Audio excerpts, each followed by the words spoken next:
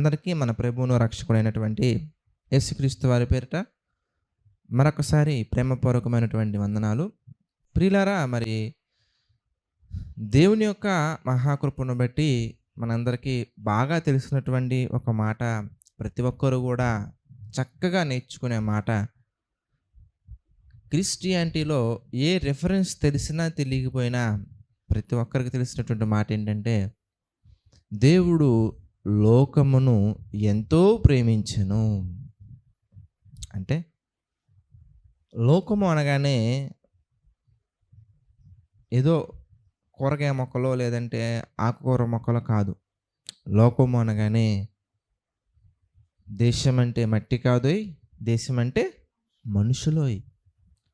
లోకము అంటే మట్టి కాదు, లోకం అంటే ఆయన మొక్కల గురించి, చెట్ల గురించి, లేదంటే జంతువుల గురించి, పక్షుల గురించి మాట్లాడట్లేదు. మనం దేవుడు మనలను ఎంతో ప్రేమించెను.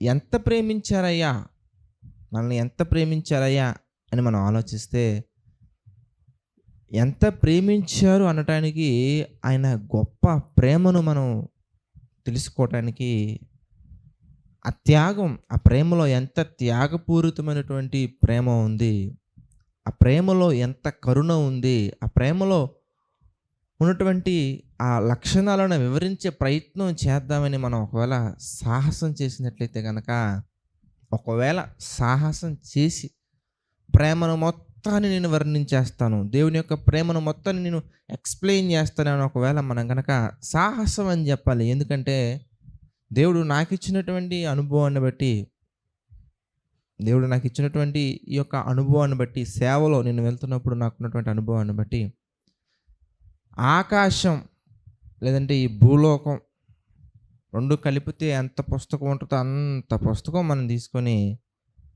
సముద్రాలు, మహాసముద్రాలు అన్నీ కలిపి ఎంతైతే వాటర్ ఉందో ఆ వాటర్ అంత సిరాన్ని మనం తీసుకొని కనుక, ఇదిగో దేవుని ప్రేమ ఇంత గొప్పది అని ఒక్కొక్క అంశాన్ని వర్ణించుకుంటూ వెళ్తే మన జీవితం అయిపోయిద్ది.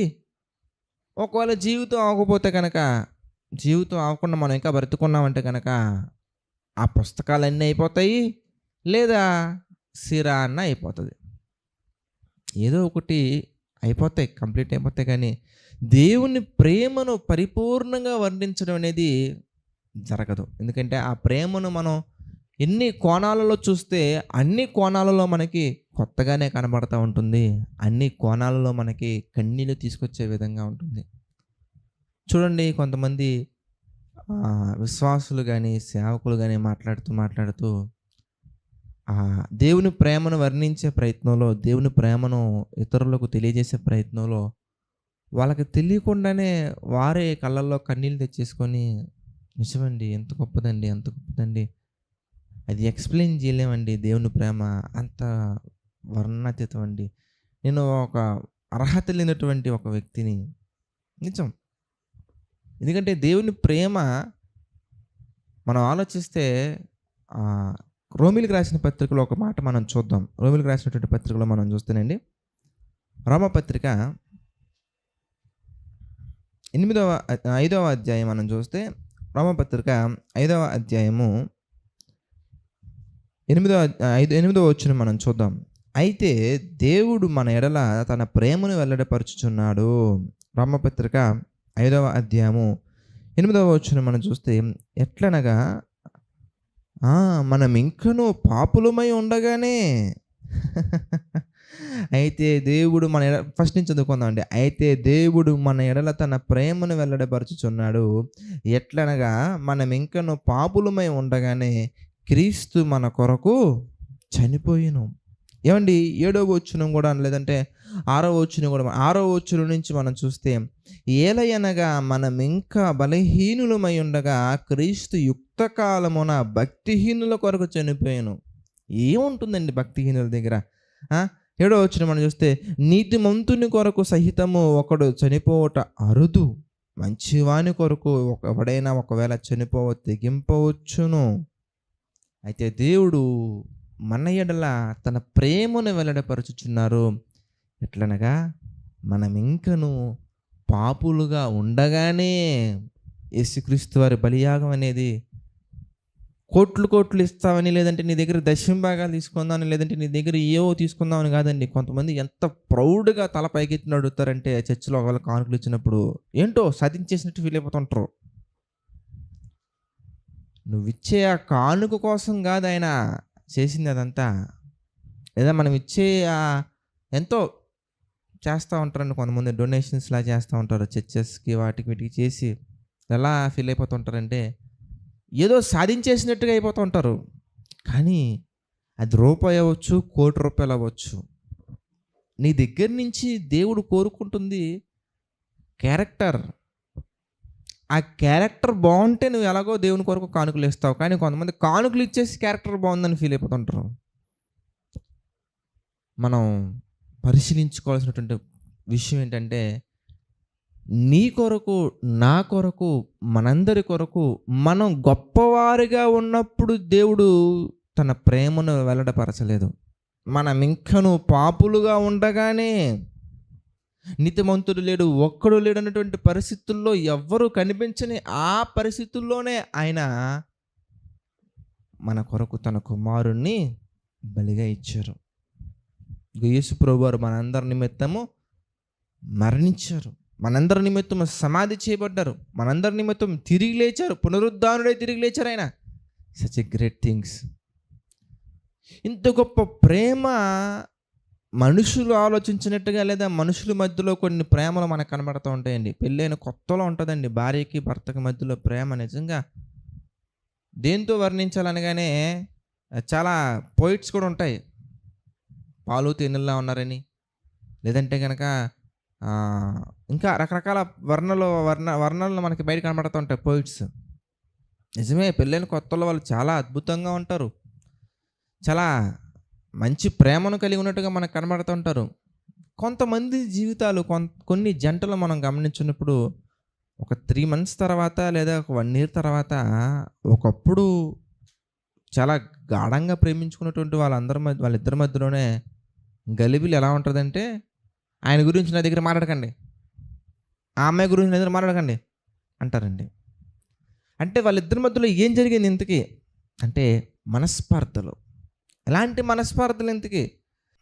మీ ఆవిడ ఏం చేస్తుంది తెలుసా? మీ ఆయన ఎవరితో మాట్లాడుతున్నారు తెలుసా? ఏంటి ఈ మధ్య లేటుగా వస్తున్నారు? ఏంటి ఈ మధ్య ఆ అమ్మాయి ఎక్కువ కాల్స్ మాట్లాడుతుంది? ఇలా ఎవరో ఒకరు చెప్పినటువంటి ఆ మాటలు హృదయంలో పెట్టుకోవడం వలన మన క్యారెక్టర్ ఏదో అయిపోయిందని ఊహించేసుకొని, చాలామంది చెల్లెళ్ళు, తమ్ముళ్ళు మాట్లాడుతూ, అన్న అమ్మాయి పెళ్ళైన కొత్తలో చాలా బాగుండేదన్న, కానీ ఈ మధ్యకాలంలో సంథింగ్ ఏదో తేడా జరుగుతుందన్న. అప్పుడు నేను వెంటనే, తమ్ముడు చాలా చక్కగా మాట్లాడుతున్నావు, నువ్వు చూసావా? నేనైతే చూడలేదన్నా. మరి ఎలా చెప్తున్నావు? నాకు బాగా బెస్ట్ ఫ్రెండ్ అన్నా, వాడే చెప్తున్నాడు. అమ్మ చెప్పిందన్న, మా అమ్మ అబద్ధం చెప్పుద్దా? ఏమో, నువ్వు చూడకుండా కన్ఫర్మ్ చేస్తున్నప్పుడు, నువ్వే చూడకుండా కన్ఫర్మ్ చేస్తున్నప్పుడు మీకున్నటువంటి ఆ సర్కిల్ ఎలా ఉందో ఒకసారి ఊహించుకో. ఇది ఊహించుకోవడం కాదు, అది ఇమాజినేషన్ చేయ ఒకసారి. వాళ్ళు కూడా చూడకుండా కన్ఫర్మ్ చేసి చెప్పండొచ్చు కదా. ఒకసారి వెళ్ళి వాళ్ళను కూడా కన్ఫర్మ్ చేసుకో, నిజంగా మీ కళ్ళతో మీరు చూసారా అని. ఏమండి, ఊహించినటువంటి మాటలు విని, ఊహాగానాలు విని ఒక వ్యక్తి క్యారెక్టర్ని డిసైడ్ చేసేస్తారండి. అలా డిసైడ్ చేసేలా ఎందుకున్నారయ్యా అంటే, మనం వాళ్ళిద్దరి మధ్యలో ఉన్నటువంటి ప్రేమ ఎలాంటి ప్రేమ అయ్యా అంటే, లోక సంబంధమైనటువంటి ప్రేమ. కానీ దేవుని ప్రేమ ఎలాంటిదంటే, నీ క్యారెక్టర్ మంచిగా ఉన్నప్పుడు కాదు, అసలు నీ క్యారెక్టరే లేనప్పుడు, పాపులుగా ఉండగానే, మనం ఇంకనూ పాపులుగా ఉండగానే ఆయన మన నిమిత్తము తన ప్రాణమును పెట్టెను. నీ క్యారెక్టర్ మంచిది కాదు, నీ వ్యక్తిత్వం మంచిది కాదు, అటువంటి పరిస్థితుల్లోనే దేవుడు నీ కొరకు, నా కొరకు తన కుమారుని పంపించెను. అయితే ఈ ప్రేమలో ప్రియులారా, మనల్ని ఎవరైనా దూరం చేయగలరా అంటే, ఈ లోక సంబంధమైనటువంటి ప్రేమలో ఒక భార్యాభర్త అవ్వచ్చు, తల్లిదండ్రులు అవ్వచ్చు, అన్నా చెల్లవచ్చు, అక్క తమ్ముడు అవ్వచ్చు, వదిన మరదలు అవ్వచ్చు, బావ మరదలు అవ్వచ్చు, ఏ రిలేషన్ అయినా మనం తీసుకొని ఫ్రెండ్స్ అవ్వచ్చు, బెస్ట్ ఫ్రెండ్స్ అవ్వచ్చు, ఏ ఫ్రెండ్స్ అయినా ఏ రిలేషన్ అయినా మనం తీసుకుంటే ఆ రిలేషన్ దెబ్బతినాలంటేనండి సింపుల్ అండి. వీళ్ళకి తెలియకుండా వాళ్ళకి తెలియకుండా వీళ్ళకి మాటలు చెప్తే సరిపోతాయి. అదే చేస్తున్నారు చాలామంది. అంటే ఒక రిలేషన్ దెబ్బతీయటం అనేది ఎవరైనా మధ్యవర్తులు వచ్చేస్తే సరిపోతండి. మధ్యవర్తులు వచ్చేసి కన్‌ఫ్యూజ్ చేసేసారంటే దెబ్బకే. ఆ రిలేషన్ అంతా కూడా ఎటో ఎళ్ళిపోయిద్దండి. అలాంటి రిలేషన్సే మనకు కనబడతా ఉంటాయి. కానీ దేవునికి మనకున్న రిలేషన్ గురించి మాట్లాడుతూ దేవుడు నేనెంత గాఢంగా ప్రేమిస్తానో తెలుసా అని ఆయన మనకి తెలియజేసినటువంటి మాట ఏంటంటే, రోమీయులకు రాసినటువంటి పత్రికలోనే మనం చూస్తేనండి 8వ అధ్యాయం మనం చూస్తే 38వ వచనం మనం చూద్దాం. మరణమైనను, జీవమైనను, దేవదూతలైనను, ప్రధానులైనను, ఉన్నవైనను, రాబోవునవైనను, అధికారమైనను, ఎత్తైనను, లోతైనను సృష్టింపబడిన మరి ఏదైనను మన ప్రభువైన క్రీస్తు యేసునందలి దేవుని ప్రేమ నుండి మనలను ఎడబాప నేరవని రూఢిగా నమ్ముచున్నాను. అది మరణమైన, జీవమైన, ఉన్నవైన, రాబోవునువైన, ఎత్తుగా ఉన్నవైన, లోతైనవైన, దేవదూతలైన, ప్రధానులైన ఏదొచ్చినా కానీ దేవుని యొక్క ప్రేమ నుండి మనల్ని ఎడబాపే ప్రయత్నం చేయగలవా అంటే నెవర్. అండి ఎంత గాఢంగా స్వచ్ఛమైనటువంటి స్నేహం కలిగిన వారైనా కానీ మరణించిన తర్వాత ఈ వ్యక్తి ఆ వ్యక్తిని విడిచి వెళ్ళిపోవాల్సిందే. కానీ మనం గనక పరిశుద్ధంగా బ్రతకగలిగితే గనక, మనం గనక దేవునితో అంటుకట్టబడి ఉంటే గనక, మనం గనక దేవుని యొక్క ఆలోచనలు మన ఆలోచనలుగా మలుచుకొని దేవునితో స్నేహం చేస్తే గనక, ఒకవేళ మన జీవితంలోనే గనక మరణం వస్తే అప్పుడు దేవునికి ఇంకొంత దగ్గర అవుతాం తప్ప దేవునికి దూరం అయ్యే ఛాన్సే లేదండి. చూడండి ఎంత గొప్ప అవకాశము. ఏ ప్రేమ ఉంటుందండి, మరణము సహితము విడిచేసేస్తుంది ఏ బంధాన్నైనా కానీ. మరణం అనేది ఎలాంటి బంధమైనా కానీ, అది కోపమా, ప్రేమ, ఆప్యాయత, అనురాగం, ఏ బంధాన్నైనా కానీ మరణం అనేది విడదీస్తే మన యేసయ్య బంధం, మంచి మనసున్న దేవునితో ఒకవేళ మనకి మంచి బంధం ఉంటే గనక ప్రియులారా, మరణం అనేది ఆ బంధాన్ని మరింత దగ్గర చేస్తుంది తప్ప దేవుణ్ణి మనకి దూరం చేయదండి. మరణమైనా మాట్లాడే పౌలు గారు మరణం తీసుకున్నారంటే మన మరణం అనేది దేవునికి దగ్గర అవుతుంది తప్ప దేవునికి దూరం అవదండి. జీవమైనను, ఇక నిత్య జీవాన్ని మనం సంపాదించుకుంటే దేవునితోనే మనం ఉంటామండి, దేవుని దగ్గరే మనం ఉంటామండి. మరణమైన, జీవమైన, ఉన్నవైన, ప్రస్తుతం ఉన్నటువంటి ఈ లోకాలైనా, భవిష్యత్తులో ఒకవేళ దేవుడు మరొక లోకాన్ని సృష్టిస్తే అది ఇంకా ప్రత్యక్షపరచబడలేదండి. ఒకవేళ సృష్టిస్తే ఆ లోకమైన ఇక ఏదైనా ఒకవేళ దేవుడు భవిష్యత్తులో కొత్తగా ఏదన్నా ఆయన సృజిస్తే ఒకవేళ అవైనా కానీ ఒకవేళ మనల్ని దేవుడి నుంచి దూరం చేస్తాయంటే not at all, it's not at all, అది దూరం చేయలేవు. కానీ ఒక్కటి ఉందండి, అదేంటంటే నేను ఎప్పుడు చెప్పే ఒక ఉదాహరణ అండి, నాకు బాగా ఇష్టం. అంటే నేను చదువుకునే టైంలో నేను ఫీల్ అయినప్పుడు నాకు అనిపించింది, ఐరన్ చాలా స్ట్రాంగ్ మెటల్గా మనకు కనబడుతూ ఉంటుంది. అంటే ఐరన్ కంటే బెస్ట్ స్ట్రెంత్ ఉన్నటువంటి మెటల్స్ ఉన్నాయండి, ప్లాటినం లాంటివి ఇంకా గొప్ప గొప్ప ఉన్నాయి. బట్ ఐరన్ గురించి మనం ఆలోచిద్దాం. ఐరన్ అందరికి అర్థమవుతుంది కాబట్టి, ఇనుము అందరికి అర్థమవుతుంది కాబట్టి ఇనుమును మనం తీసుకుంటే కనుక, ఇనుమే కాదు ఏ మెటల్ అయినా కానీ ఇప్పుడు ఇనుము గురించి మనం ఆలోచిస్తే కనుక దానిని నార్మల్గా ఎంత ప్రయత్నించినా కానీ అది ఎరగదండి. చేతులతో మనం ప్రయత్నించండి, బలాన్ని ఉపయోగించండి, దాన్ని దెబ్బతీయాలంటే దానికంటే గొప్పది ఏదో కావాలి. ఇనుముని మనం విరగొట్టాలంటే ఇనుము కంటే గొప్పది ఏదో కావాలి. కానీ గొప్పదేది అవసరత లేకుండా ఇనుము ఇనుమే గనక వాతావరణంలో ఉన్నటువంటి ఆక్సైడ్స్ అంటారండి. వాతావరణంలో ఉన్నటువంటి మనకి ఆ టెక్నికల్ థింగ్స్ ఎందుకులే గానీ, వాతావరణంలో ఉన్నటువంటి అనవసరమైనటువంటి వస్తువులతోటి, అనవసరమైనటువంటి వాటితోటి గనక రియాక్షన్స్ జరిపితే, సహవాసము చేస్తే, వాటిని గనక ఆ ఇనుములోకి ఆహ్వానిస్తే, వాతావరణంలో చాలా రకాల గ్యాసెస్ ఉంటాయండి. అందులో అందులో అనవసరమైనవి కూడా ఉంటాయండి. ఇనుము గనక వాతావరణంలో ఉన్నటువంటి వాటితోటి గనక చర్యలు జరిపినట్లయితే, వాటితోటి గనక రియాక్షన్స్ జరిపినట్లయితే, వాటితోటి గనక ఇంకొక మాటలో చెప్పాలంటే సహవాసం చేస్తే గనక పెద్ద పెద్ద వస్తువులేమి అవసరం లేదండి. ఇనుము దానికి అంతటికదే పాడైపోయిద్దండి. దాన్ని తుప్పు పట్టడం అంటారండి. టెక్నికల్ టర్మ్స్‌లోకి వెళ్తే కరోజిన్ అంటారండి. దానికి అదే డిస్టర్బ్ అయిపోతూ ఉంటుందండి.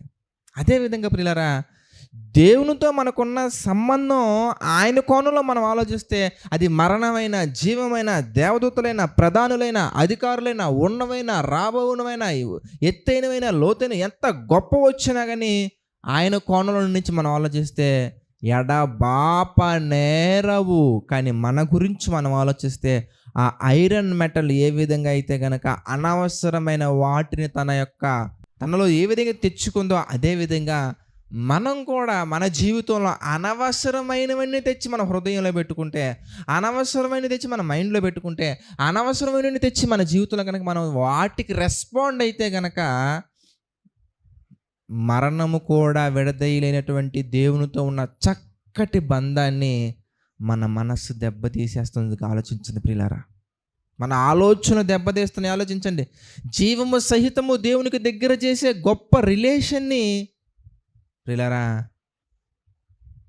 అల్పకాలపు ఈ జీవితంలో వచ్చే చిన్ని ఆలోచనలు అనేవి మన హృదయాన్ని డిస్టర్బ్ చేసేస్తున్నాయి. ఒకసారి ఆలోచించండి. రోమిలికి రాసినటువంటి పత్రిక 3వ అధ్యాయం మనం చూస్తే 23వ వచనం మనం చూద్దాం. 23వ వచనం మనం చూస్తే, ఏ భేదమును లేదు, అందరూ పాపము చేసి దేవుడు అనుగ్రహించు మహిమను పొందలేకపోతున్నారు. అంటే దేవునితో మనం ఉండే ఆ చక్కటి సహవాసాన్ని ఎవ్వరూ ఏం చేయట్లేదండి. ప్రతి ఒక్కరు వాళ్ళే అనవసరమైనటువంటి వ్యక్తులతోటి, అనవసరమైనటువంటి కార్యక్రమాలతోటి, అనవసరమైనటువంటి సినిమాలతోటి, అనవసరమైనటువంటి యాక్టివిటీస్ తోటి చేతులు కలిపి సహవాసము చేసి వాళ్ళ హృదయాలను దెబ్బతీసుకొని, ఏ విధంగా అయితే ఐరన్ అట్మాస్ఫియర్లో ఉన్నటువంటి ఆ ఆక్సైడ్స్ అనవసరమైన వాటితోటి అది రియాక్షన్స్ చేసి యాక్షన్స్ అవన్నీ కలిసిపోయి ఏ విధంగా అయితే ఐరన్ దానికి అదే దెబ్బ తీసుకుంటుందో, అదేవిధంగా ప్రియులారా, మన ఆత్మీయ జీవితం కూడా అనవసరమైనటువంటివన్నీ కూడా థింక్ చేసి, అనవసరమైనవన్నిటి గురించి కూడా ఆలోచించి ప్రియులారా, దేవునితో ఉన్నటువంటి చక్కటి బంధాన్ని దెబ్బతీసుకుంటున్నాం అండి. కనుక దేని గురించి చింతింపకూడి, దేని గురించి ఆలోచించకూడదు, కానీ ఆనందించండి, ఎల్లప్పుడూ ప్రభువునందు ఆనందించండి. ఎందుకంటే మన కంటి ముందు జరుగుతున్నటువంటివన్నీ కూడా మనకి అవమానకరంగా, ఆయాసకరంగా, దెబ్బతీసే విధంగా మనకి ఆ సమయానికి కనిపిస్తాయి. కానీ బంగారాన్ని కొలుములో వేసి కాలిస్తేనే దాంట్లో ఉన్న మలినం పోయి స్వచ్ఛమైన బంగారం బయటకు వస్తుంది. అదేవిధంగా మన జీవితాన్ని కూడా కొన్ని సందర్భాల్లో దేవుడు చక్కటి ఒక అందమైనటువంటి, విలువైనటువంటి ఒక వ్యక్తిగా తీర్చిదిద్దడానికి ఆయన కూడా కొన్ని సందర్భాల్లో తీసుకెళ్తారండి కావాలని. ఏమండి, శిల్పంగా మారాలి అంటే కొట్టబడాలి. కార్నర్స్ చక్కగా శిల్పి ఏ విధంగా అయితే ఆ కన్ను అనే ఆ స్ట్రక్చర్ రావడానికి చక్కగా చిన్న దెబ్బలు కొడతారండి ఫస్ట్. లేదంటే మొట్టమొదటికి పెద్ద దెబ్బలు కొడతారు, పెద్దయే. ఎందుకంటే ఆ శిలలో యూజ్లెస్ మ్యాటర్ ఎంత ఉంటే అంత కొట్టాలి దాన్ని. ఆ శిలలో పనికి మాలినటువంటి లక్షణాలు ఎన్ని ఉంటే అన్ని కొట్టాలి. ఆ శిల విరిగిపోతే ఏం చేస్తారండి శిల్పి మాత్రం? కొడుతున్నప్పుడు శిల నిలబడాలి. నువ్వు చెక్కు, నేను నిలబడతానని. ఆ శిల నిలబడగలిగితేనే దాంట్లో నుంచి అందమైనటువంటి ఒక చక్కటి ఆకారం బయటకు వస్తుంది. ఆ శిల విరిగిపోయింది అనుకోండి, పగిలిపోయింది అనుకోండి, పాడైపోయింది అనుకోండి, శిల్పి ఏం చేస్తారండి? దానికి ఫెవిక్విక్ వేయలేం కదండి. అదేవిధంగా మన మనస్సును దృఢంగా పెట్టుకొని దేవుని సన్నిధిలో నిబ్బరమైన బుద్ధి గలవారై ఉండి, father my lord I'm ready father అని మనం నుంచుంటే కనుక మనలో ఉన్న అనవసరమైన ప్రతి చెత్తని కూడా దేవుడు చాలా చిత్త ప్రకారంగా, ఆయన చిత్త ప్రకారంగా ప్రతి చెత్తను తీసేసి పరిపూర్ణమైన వ్యక్తిగా నిలవబెడతాడు. నిలవబెట్టుటకు శక్తి గలవాడు ఆయన, గొప్పవాడు. ఆయన కృపలో మనల్ని పాపముల నుండి పరిశుద్ధతలోకి తీసుకొచ్చినటువంటి దేవుడు ఆయన కృపలో పరిశుద్ధతలో నుంచి పరిపూర్ణతలోకి తీసుకెళ్తారు. మనం నిలబడగలగాలి. ఎలాంటిదైనా కానీ, అది కష్టమా, నష్టమా, భారమా, బాధ్యతల ఏదైనా మనం నిలబడగలిగితే ప్రియులారా, నిజంగా ఆ చక్కటి ఆ శిల్పంగా శిల్పి ఈ శిలను మారుస్తారండి తప్పకుండా. Yes, he can do it. Already చేసినటువంటి సందర్భాలు మనకి బైబిల్లో ఎన్నో కనబడుతూ ఉంటాయి. ఒక దావీదు గారి జీవితాన్ని తీసుకున్నా, మోషే గారి జీవితాన్ని తీసుకున్నా, అబ్రహాం గారి జీవితాన్ని తీసుకున్నా, నోవాహు గారి జీవితాన్ని మనం తీసుకున్నా, గిద్యోని జీవితాన్ని మనం తీసుకున్నా, ఎవరి జీవితాలు మనం తీసుకున్నా కానీ ప్రియులారా, పౌలు గారి జీవితాన్ని మనం తీసుకున్నా కానీ అనేక సందర్భాలలో, కొన్ని సందర్భాలలో ఉలి దెబ్బలు తగులుతాయి, కొన్ని సందర్భాలలో దగ్గర తీసుకునే సందర్భాలు ఉంటాయి. అన్ని సందర్భాల్లో మనం ఏం చేయాలి తెలుసా? ప్రభువా, ఏది ఏమైనా కానయ్యా, అనవసరమైనటువంటివి ఏవి కూడా నా జీవితంలో తెచ్చుకోనయ్యా, ఇదిగో నేను నిలబడుతున్నాను, నా మనస్సు విరగొట్టుకోవట్లేదు, నిబ్బరమైన బుద్ధి గలవాడిగా నిలబడతానని మనం నుంచుంటే, my dear brothers and sisters, దేవాది దేవుడు చాలా గొప్పగా మన జీవితాన్ని తీర్చిదిద్ది ప్రపంచానికి ప్రయోజకునిగా నిలబడతారు. మనం ప్రతి దానికి నిలబడాలి. మనలో ఉన్న ప్రతి చెత్తని కూడా ఆయన చిత్త ప్రకారంగా తీసుకోవడానికి నిలబడగలిగితే, కనుక మరణము కూడా విడదలిన ఆ బంధాన్ని మన మనస్సులో ఉన్నటువంటి మలినాన్ని మాత్రం తీసేస్తుందండి. కనుక ఆ మలినాన్ని మనం తీయగలిగితే మరణమైన, జీవమైన, ఉన్నమైన, రాబోనుమైన మరి ఏదైనా కూడా విడదలిన ఆ బంధంతో మనం అంటకట్టబడి ఉంటాము. అంతకంటే గొప్ప ధన్యత, భాగ్యం ఈ జీవితానికి ఉంది చెప్పండి. ప్రార్థన చేసుకుందామండి. ప్రార్థన. సకల ఆశీర్వాదములకు కారణభూతులమైన తండ్రి, అనేకమైన విషయాలను మాకు తెలియజేస్తూ మీ చిత్త ప్రకారం నడిపిస్తున్నందుకు కృతజ్ఞతాస్తుతులు చెల్లించుకుంటున్నాం దేవా. మమ్మల్ని దీవించండి, ఆశీర్వదించండి, బలపరచండి తండ్రి. మీ యొక్క చిత్తానికి అనుకూలంగా, మీ యొక్క నామానికి మహిమకరంగా తండ్రి ఎన్నో కార్యక్రమాలు చేస్తూ ముందుకు సాగడానికి తండ్రి ఈ దేయాన్ని సేవకుడైనా నాకు మీరు సహాయం చేస్తున్నారు తండ్రి. అందును బట్టి మీకే మహిమ, ఘనత, ప్రభావాలు చెల్లించుకున్నాం దేవా. తండ్రి మమ్మల్ని జ్ఞాపకం చేసుకోండి, మీ కృపలో నిలబెట్టండి, స్థిరపరచండి, బలంగా ఉంచండి తండ్రి. మీ యొక్క నామానికి మహిమకరంగా తండ్రి ప్రభా, మీ యొక్క ఆలోచనలు మీ అందరూ కూడా మాత్రం నిలబడుతూ అంతకంతకు వర్ధిల్లుచు ముందుకు సాగుటకు సహాయం చేయండి తండ్రి. ప్రభా, మీ కృపలో తండ్రి ఎల్లప్పుడూ ముందుకు సాగే ధన్యతను దయచేయండి దేవా. ఆర్థిక, ఆరోగ్య, మానసిక సమస్యల్లో కృంగిన ప్రతి ఒక్కరిని తండ్రి మీరు జ్ఞాపకం చేసుకోండి. ప్రతి ఒక్కరికి మీ కృప తోడుగా ఉంచి నడిపించండి, సహాయం చేయండి తండ్రి. మీ యొక్క చిత్త ప్రకారంగా తండ్రి ప్రతి ఒక్కరికి ప్రభా అంతకంతకు వర్ధిల్లుచు ముందుకు సాగే ధన్యతను తండ్రి ప్రతి ఒక్కరికి దయచేయండి. మీ ప్రేమలో బలపరచుని నడిపించును తండ్రి. తండ్రి, ఈ యొక్క పరిచర్యలో కొరతగా ఉన్న ప్రతి ఒక్కటి తండ్రి మీ చిత్త ప్రకారంగా జ్ఞాపకం చేసుకొని ప్రతి ఒక్కటి తండ్రి మీ చిత్త ప్రకారంగా తీర్చిదిద్దండి, నడిపించండి, సహాయం చేయండి తండ్రి. మీ యొక్క నామానికి మహిమకరంగా తండ్రి ఇంకా ఎన్నో కార్యక్రమాలు చేసే ధన్యతను మా తండ్రి ఈ దీన సేవకుడైన నాకు దయచేయండి తండ్రి. మా అందరి ఆరోగ్యాన్ని జ్ఞాపకం చేసుకుని తండ్రి, స్వచ్ఛమైన ఆరోగ్యాన్ని, మంచి ఆరోగ్యాన్ని దయచేయండి తండ్రి. నా ఆరోగ్యాన్ని, స్మైల్ ఆరోగ్యాన్ని మా తండ్రి మీ చిత్త ప్రకారంగా జ్ఞాపకం చేసుకుని తండ్రి. తండ్రి మీ చిత్త ప్రకారంగా పరిపూర్ణమైన స్వస్థతను పొంది ఇంకా గొప్పగా ముందుకు సాగుటకు మాకు సహాయం చేయండి. అదేవిధంగా తండ్రి పరిచర్యలో ఉన్న ప్రతి కుమారుని, కుమార్తె యొక్క ఆరోగ్యాన్ని మీరు జ్ఞాపకం చేసుకుని తండ్రి. ప్రతి ఒక్కరూ సంపూర్ణమైన ఆరోగ్యం కలిగి సంపూర్ణమైన విధేయతతో ప్రభువా మీ కొరకు బ్రతుకుటకు సహాయం చేయండి తండ్రి. మీ యొక్క ఆలోచన ప్రకారంగా ఇంకనూ మా తండ్రి వర్ధిల్లుచు ముందుకు సాగే ధన్యతను దయచేయండి దేవా. సమస్త మహిమ, ఘనత, ప్రభావాలు మీకే చెల్లించుకుంటూ ప్రతి ఒక్కటి మీ చిత్త ప్రకారంగా జరిగించమని వేడుకుంటూ మా ప్రభువును రక్షకుడైనటువంటి యేసుక్రీస్తు వారి పేరిట ఈ ప్రార్థనను అడిగి వేడుకొనుచున్నాము తండ్రి. ఆమేన్. అందరికీ వందనాలండి. God bless you all.